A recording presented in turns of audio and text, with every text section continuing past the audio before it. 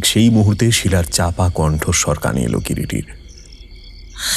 না, এভাবে আবার আসা তোমার খুব অন্যায় হয়েছে। যদি কেউ দেখে ফেলে।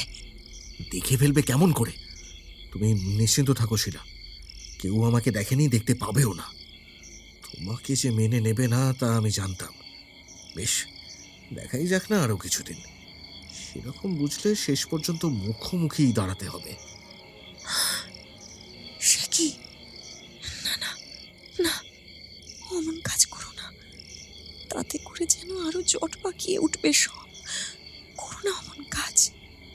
জট যদি পাকাই, খুলতে হবে সে জট। না, আমাকে আমাকে আরো কিছুদিন সময় দাও।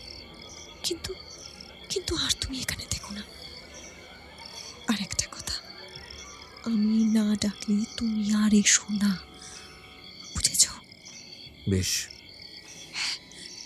যা বললাম মনে রেখো। এবার যাও।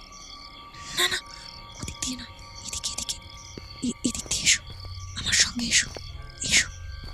তারপরই শিলার ঘরের আলোটা নিভে গেল। কিরিটি যেন একেবারে পাথর হয়ে গিয়েছে। কে এই লোক? কার সঙ্গে কথা বলছিল শিলা? কোনো উত্তর পাওয়ার কোনো আশা নেই।